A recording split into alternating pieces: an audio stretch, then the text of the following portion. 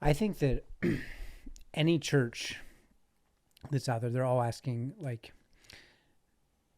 the same question. And this question has been asked throughout time and throughout generations of people. Mm-hmm. But it keeps coming back. It's how do we connect with, how do we reach the next generation? And how do you respond to that? I would respond with that of every generation, so for decades, centuries, right? Mm-hmm. Every generation that has wanted to reach the next generation, right, has had to adapt and change in one way or another, right? Maybe it has been the type of music that you played. Maybe it has been the order of the service that you do.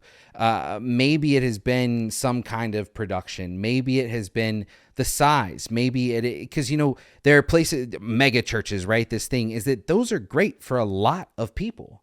But what's also great is central Pennsylvania, small town, and there's a church that 200 people go to, but those 200 people are getting reached, right? Wrought. I wanted to say wrought, but that's not right. And I think that the big thing here is that as I look back, even look at what do people connect with in the world, right? Or what do people spend the most time with in the world? Look at even like just in the Christian space, look how music has changed from the 70s, the 80s, the 90s to the 2000s, 2010s. Now we're in the 2020s, right? And where you're reaching people at is what's crucial. And I think that using social media, not just as a highlight reel or to look cool, right? Using social media, not just to try to show off whatever, but using social media to put across real, encouraging messages, teachings, lessons, things that apply to people in their daily lives, or things that people have always had questions about, or things that people, there's a question in the back of their mind and they don't know who to ask, or they don't know why, like where to ask it at. That can happen on social media. I mean, 30 years ago, right? You couldn't do this. It didn't exist. A church's reach was purely limited based on what was geographically around you, right? And as technology increased, you saw churches, you have seen and are seeing churches like Elevation, who we spoke about earlier, who now has, I don't know how many campuses they have, more than 20? I don't know, right? But they have a lot of campuses that stream from one campus and a video goes to all the other campuses, right? And they're using technology to do that, to make sure that their culture and their messaging and all of these things stay the same across all of their campuses so that they can actually be united and not just a bunch of buildings in a bunch of different places. With social media, we have the ability to do that, but it's not only with people who can attend one of our campuses or who live close to us. It can be with people 1 mile away, 10 miles away, 1,000 miles away, 10,000 miles away, somewhere halfway across the world. And I think what it also does is that if you use it as a tool, it does create a community, right? And there's a lot of people who have a lot of negative things to say about this. And there are negative things about social media and the internet and all of those things. There always has been, there always will be. But when you go into it with a certain expectation, and you go into it with a certain kind of path and direction that you want to go, and you go, we're going to inspire people, and we want to use social media to connect people who live in North Carolina and New York and California and Montana and Texas and Arkansas, but who are all going through the same thing, and they never have the ability to connect with each other before. That, like, social media can provide that, and that's how we reach the next generation.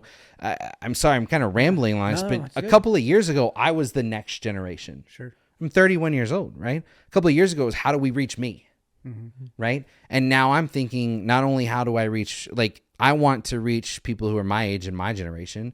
I want to reach people that are older than us. I want to reach people that are younger than us, and everywhere in between. And the thing is that there's a thing going around of people assume that TikTok is just for kids and teenagers. It's not true. I can actually show you the demographics from Kingdom Empowered TikTok that shows that the audience that watches Kingdom Empowered the most on TikTok is actually 44 and up, I believe. It's pretty high. It's like 44 and up are the mass amount of the 300,000 some views that we have on TikTok. Yeah. I think it's also interesting if we were being realistic too, and we said, like, what was different about Jesus? dude. Like really, like at the time and space that he was in, you know. And I think of like what is they looked at, like he took the gospel, he took God outside of the temple and to people. Like we always look at it like, what the special thing about Jesus, man, he meets you where you're at. Isn't that amazing? Jesus Let's actually will meet live you that. where. And so, like, if we actually were honest and we said, where are people right now? The reality is they're on their phone. And I would argue that the people who, including myself, right? I'm talking to like me and everyone, right? But I know that when I'm scrolling on Instagram, it's because I'm trying to distract myself from something. Right? It is, or you can call procrastination, distractions, whatever you want to call it, but it is. It's because something is going on and I don't want to deal with it. Or something, I need to do something and I don't want to do it yet. So I'm going to scroll. Okay. And I'm going to look at all these things. And so many people do that. And so what if in those moments of distraction, in those moments of maybe somebody is in a hospital with their child, but maybe somebody is on the couch dealing with an addiction problem, or maybe somebody is at their job wishing that, I don't know. It doesn't matter. How can we meet people in those moments exactly where they are, when I would claim that they could be at some of the, like, need the most help? Yeah. Yeah.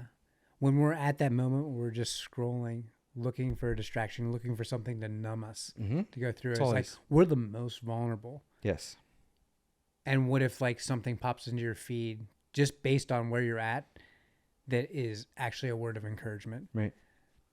A word that says you are seen, you are loved, right, by a God that is love, and there is a better way to live. There's more freedom. There is more peace.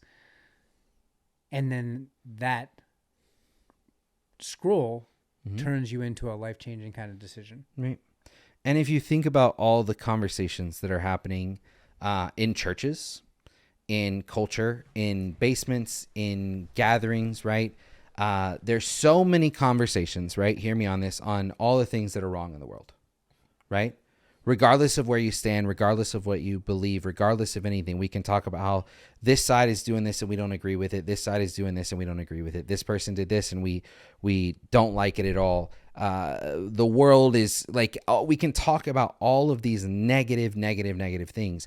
And social media, honestly, like builds on that, right? It allows people to have a platform where you can complain and you can get millions of views.